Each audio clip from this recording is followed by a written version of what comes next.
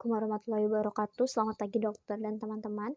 Hari ini saya akan menjelaskan mengenai case keempat, interpretasi kasus mengenai kasus malnutrisi. Baik, kita langsung saja ke kasusnya. Diceritakan bahwa anak laki-laki usia 3 tahun dengan keluhan utama terlihat lebih kurus dibanding teman-teman seusianya sejak 6 bulan yang lalu. Nah, ini anak laki-laki 3 tahun ini merupakan lebih kurus ini merupakan suatu gangguan pertumbuhan, yaitu ada kelainan status gizi. 6 bulan yang lalu berarti ini kronis. Kemudian ini anak laki 3 tahun ini merupakan suatu kategori yang sangat-sangat rentan gizi. Kemudian dari RPS-nya ada demam, batuk, pilek, tidak ada demam, batuk, pilek, diare ataupun muntah.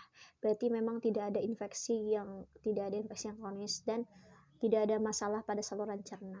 Kadang merasa lemas. Nah, ini adalah lemas ini kemungkinan adanya anemia ataupun malnutrisi.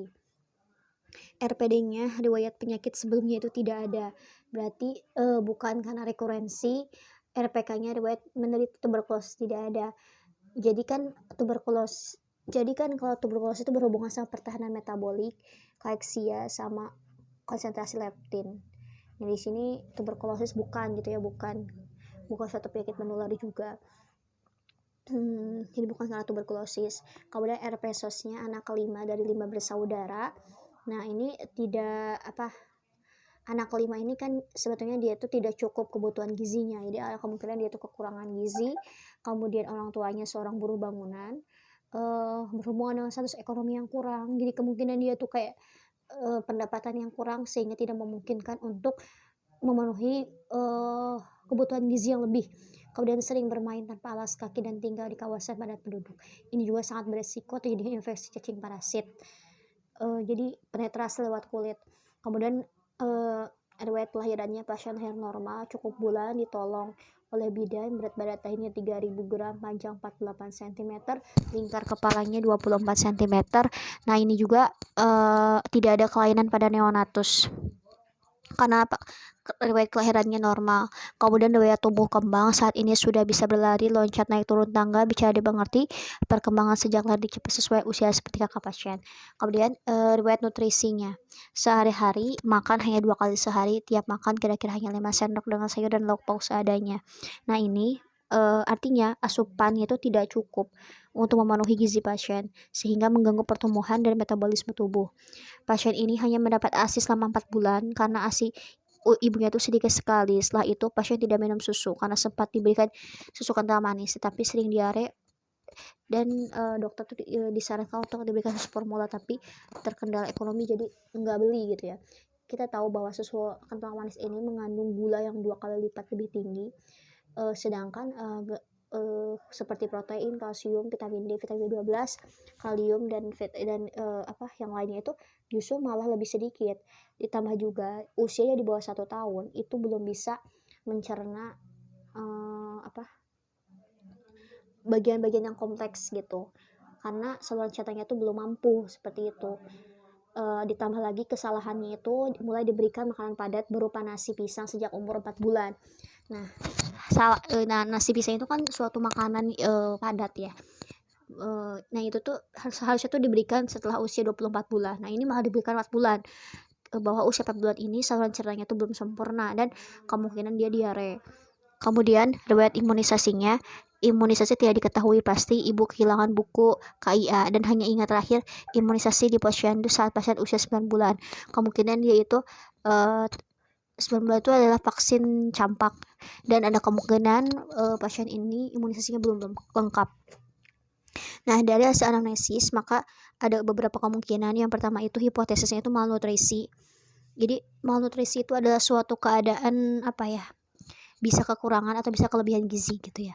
Malnutrisi itu banyak sekali, ada marasmus itu adalah kekurangan protein gitu ya, ditandai dengan kehilangan jaringan subkutis yang progresif. Terus ada kwashiorkor gitu, kekurangan protein walaupun asupan energinya cukup. Terus ada stunting, di mana stunting ini adalah tubuhnya tuh pendek, ada gangguan pertumbuhan karena masalah gizi kronis. Yang kedua itu infeksi parasit, karena memang dia itu tadi disebutkan secara RPSOS-nya jarang menggunakan alas kaki dan dia itu tinggal di kawasan padat penduduk, sangat berisiko sekali masuknya penetrasi larva atau cacing. Yang ketiga tuh anemia, karena memang dia tuh mengalami lemas ya. Nah, kemudian dilakukan pemeriksaan fisik.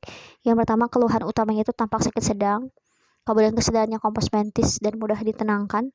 Kemudian BB-nya dan tinggi badannya itu kalau sesuai perhitungan BMI 13,15 ini underweight ya. Kemudian berat badan berdasarkan usia tertentu, berdasarkan tabel Z-score itu -3 SD. Berarti kalau diinterpretasi Z-score termasuk dalam gizi buruk. Terus tinggi badan berdasarkan usia tertentu, Z-score atau -3 SD. Ini juga kalau diinterpretasi itu stunting ya, sangat pendek. Kemudian berat badan berdasarkan tinggi badan ini -3 sampai -2. Nah, ini disebut dengan kurus ya, kurus. Nah ini berarti ada kemungkinan pasiennya itu stunting, tumbuhnya tuh pendek gitu ya, karena masalah gizi kronis. Kemudian pemeriksaan kepala, rambutnya jarang, distribusi merata dan tidak mudah dicabut. Nah, ada kemungkinan asupan proteinnya tuh kurang, dimana rambut jarang ini kan kita tahu bahwa penyusun rambut itu ada keratin sama glutaminnya tuh kurang. Terus pemeriksaan mata, konjungtiva pucat, sklera tidak ikterik. Nah, konjungtiva pucat, nah ini ada kemungkinan dia tuh anemia. Sklera tidak ikterik berarti tidak ada tanda-tanda jaundice. Toraks jantung paru normal berarti tidak ada gangguan kardiovaskular. Pemeriksaan abdomen, inspeksinya simetris, auskultasi bising usus normal, palpasi super hepar, limpa tidak teraba, perkusinya pada seluruh abdomen, yaitu tidak ada gangguan pada daerah abdomen. Kemudian saat pemeriksaan ekstremitas tampak kuku palapak panjang dan kotor. Nah, ini pertanda higienitasnya itu buruk, kemungkinan ada infeksi. Tidak tampak adanya edem. Nah, edem ini adalah suatu gejala klinis dari kwashiorkor, biasanya ada edema. Terus tidak tampak baggy pants pada bokong. Jadi baggy pants itu kayak penurunan jaringan subkutis yang progresif, biasanya itu tanda dari marasmus. Makanya kwashiorkor dan marasmus itu kita eliminasi dengan alasan ini.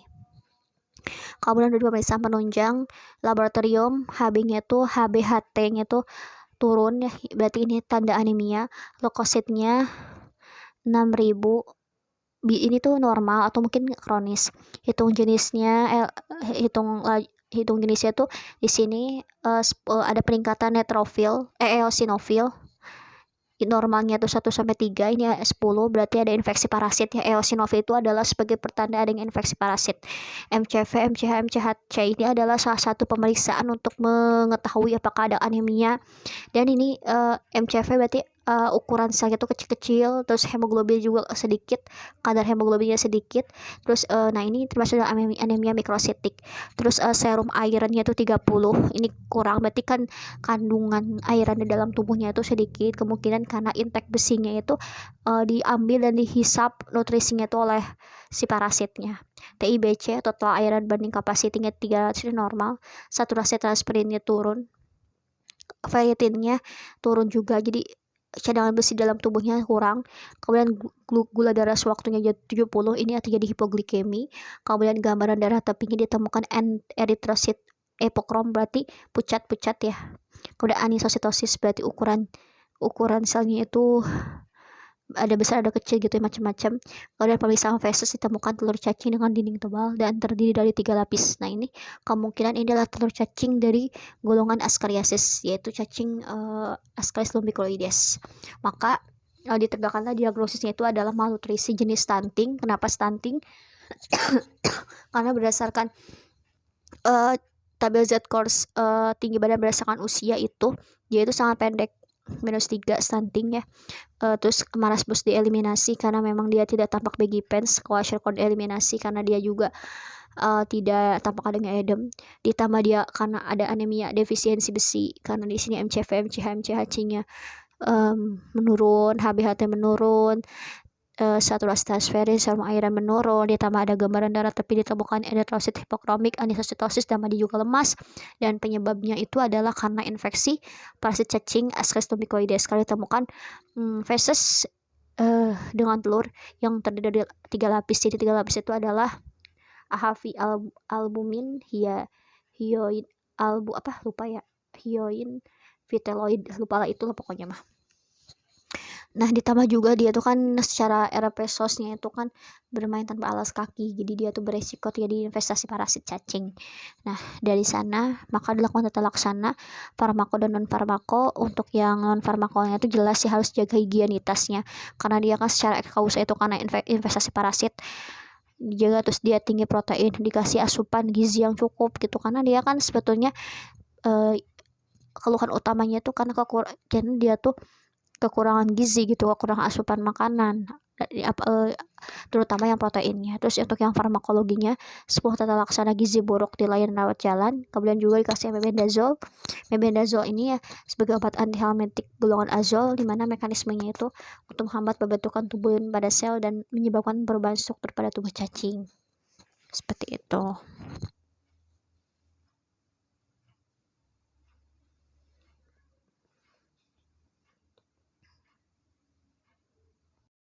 Selanjutnya kita masuk ke CS dari case 4 ini, yaitu malnutrisi dan stunting. Jadi kan malnutrisi ini adalah suatu istilah umum yang merujuk pada kondisi medis yang disebabkan adanya ketidakseimbangan gizi pada tubuh.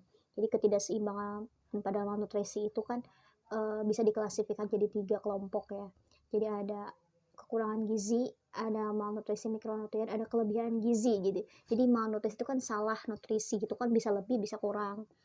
Nah, kemudian etiologinya itu intake yang kurang atau intake yang berlebih, kemudian ada malabsorpsi, jadi ada gangguan metabolisme, bisa kena infeksi juga, dan penyakit kronis. Kemudian faktor resikonya intake makanan yang kurang atau lebih, higienitasnya yang jelek, kemudian kondisi ekonomi dan lingkungan sosial yang kurang, dan pola hidup. Itu faktor resikonya. Terus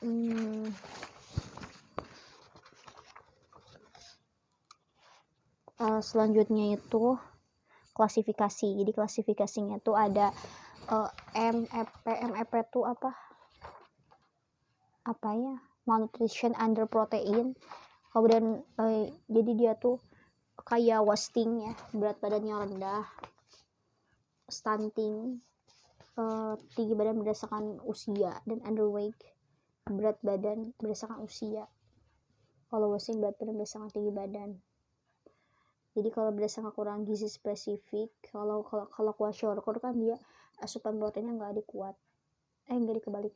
Terus ada malnutrisi mikronutrien, jadi adanya defisiensi ataupun berlebihan asupan mikronutrien yang meliputi vitamin dan mineral. Kan kelebihan gizi ada obesitas.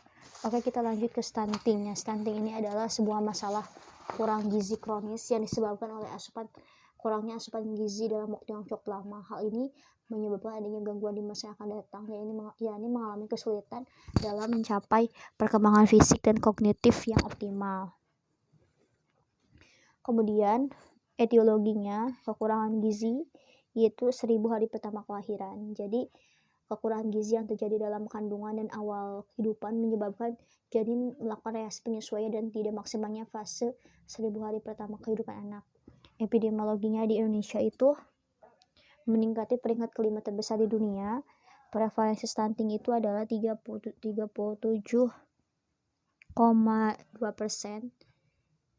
Itu berdasarkan data lingkup nasional, di mana yang pendek itu sebesar 18%, sangat pendek 19,2%. Jadi stunting ini dianggap sebagai masalah kesehatan masyarakat yang berat bila prevalensi stuntingnya itu berada pada rentang 30-39%. Kemudian faktor resikonya adalah faktor resikonya itu ekonomi dan sosial ya. Ekonomi dan sosial, kemudian intake yang adekuat, penyakit infeksi, dan higienitas. Dan yang pasti itu ada faktor ASI eksklusif gitu seharusnya. Oh iya, ini kan ekonomi dan sosial. Jadi masalah kondisi sosial ini seperti kemiskinan, kebiasaan spesifik dalam keluarga yang kurang mengkonsumsi protein dan gizi tertentu kan itu bisa berpengaruh. Terus faktor ASI eksklusif juga kan, biasanya harusnya bayi itu dikasih ASI eksklusif sampai usia 6 bulan. Itu sangat penting ya bagi pemenuhan gizi bayi, terutama bagi pertumbuhan dan perkembangan di 1000 hari pertama kelahiran. Kemudian untuk lanjut ke gejala klinis, di mana tinggi badannya itu kurangnya dibanding teman-teman seusianya, tampak lebih kecil, berat badan rendah, dan pertumbuhannya lambat. Kemudian diagnosisnya itu anamnesis, pemeriksaan fisik, antropometri, tinggi badan berdasarkan usia, dan pemeriksaan penunjang. Jadi balita pendek atau stunting itu diketahui bila diukur panjang dan tingginya, lalu dibandingkan dengan standar dan hasilnya yang berada di bawah normal. Jadi pendek itu kan mengacu pada indeks tinggi badan berdasarkan usia yang rendah. Pendek itu kan mencerminkan baik variasi normal dalam pertumbuhan ataupun defisit dalam pertumbuhan. Jadi diagnosis stunting itu hanya perlu melakukan pengukuran antropometri gitu. Golden diagnosisnya itu adalah dengan pengukuran antropometri pada anak, disesuaikan dengan tabel tinggi badan berdasarkan usia yang dilihat. Kemudian yaitu kemudian patofnya nanti terus tata laksananya itu adalah farmako dan non farmako dengan menyelenggarakan pemberian makanan tambahan dan edukasi. Jadi kan tiap 1000 gram pemberian makanan tambahan itu mengandung 450 kalori, 14 gram lemak, 9 gram protein, dan 71 gram karbohidrat. Udah menyelenggarakan stimulasi dini perkembangan anak. Kemudian pencegahan. Nah, pencegahannya itu adalah dengan melakukan upaya pencegahan dan perbaikan gizi yang dilakukan pemerintah untuk mencegah kejadian stunting pada anak itu adalah yang pertama itu gerakan 1000 hari pertama kelahiran. Terus tentang gerakan nasional percepatan pergerakan perbaikan gizi, kemudian tentang kebijakan strategis dan pangan dan gizi dan percepatan kebaikan gizi. Jadi intinya tuh kan gizi itu diperbaikin lah ya. Terus komplikasinya itu bisa jangka pendek dan jangka panjang. Jangka pendeknya itu terganggunya perkembangan otak, pertumbuhan fisik, kecerdasan, dan gangguan metabolisme pada tubuh. Terus itu yang jangka panjang itu mudah sakit, nantinya tuh muncul penyakit diabetes, jantung, pembuluh darah, kegemukan, kanker, dan stroke, disabilitas pada usia tua, dan kualitas kerja yang kurang baik sehingga membuat produktivitasnya menjadi rendah. Kemudian prognosisnya itu dubia admonan jika dilakukan intervensi yang cepat dan tepat. Prognosisnya itu jadi buruk ketika si anak ini mengalami penyakit penyerta seperti infeksi. Nah, ini untuk klasifikasi identifikasi dari status gizi. Nah, ini. Jadi kalau berdasarkan berat badan per usia, dia kan berat badannya itu kan kurang ya. Kurang. -3. Sangat kurang. Wasting. Terus tinggi badannya itu minus berapa sih, lupa ya tadi tuh. Tinggi badannya itu minus -3 SD. Nah, ini sangat pendek, stunting. Dan berat tinggi badannya itu termasuk dalam -3 sampai -2. Gizinya kurang. Jelas ya dia itu emang mengalami sejenis stunting. Gitu.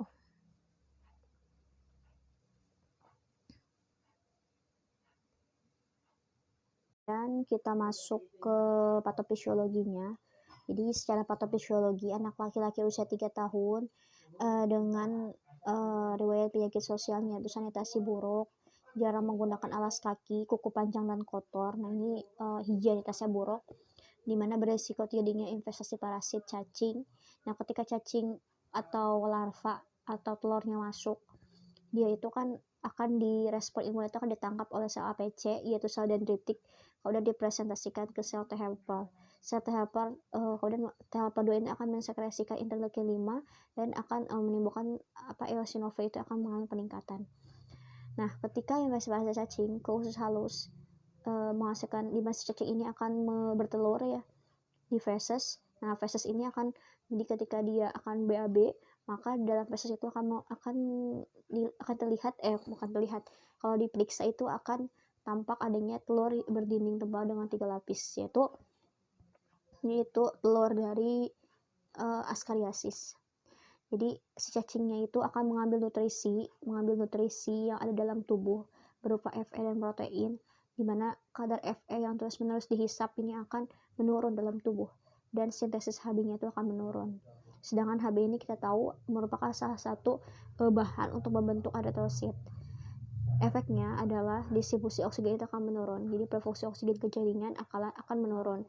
Jadi di pemeriksaan mata konjungtivanya akan anemis, di otot metabolisme anaerob, akan jadi metabolisme aerob, ATP-nya sedikit, akan terasa lemas, MCH-nya turun, akan tambah hipokrom pucat, MCV-nya turun, jadi ukuran dari sel eritrosit jadi kecil-kecil atau mikrositik, dan morfologinya jadi abnormal, jadi anisositosis. Nah, dia juga kan dia orang tuanya seorang buruh bangunan, makannya hanya 2 kali sehari, diberi ASI selama 4 bulan. Kemudian nah itu tuh merupakan jadi imunnya tuh buruk gitu. Ya, ditambah juga imunisasi terakhir 9 bulan buku KI-nya hilang. Kemungkinan 9 bulan itu adalah bukan vaksin, imunisasi campak, dimana dia itu ibunya tuh nggak ingat kapan terakhir lagi karena memang buku KIA-nya tuh hilang. Makanya kemungkinannya itu imunisasinya tuh belum lengkap, sehingga imunitas tubuhnya tuh menurun dan akan rentan terkena infeksi. Nah, ditambah juga si anak tuh dikasih minuman susu kental manis, sedangkan tubuhnya tuh saluran cernanya tuh belum bisa mencerna SKM, sehingga akan timbul diare dan turunnya absorpsi nutrisi, sehingga akan jadi defisiensi nutrisi.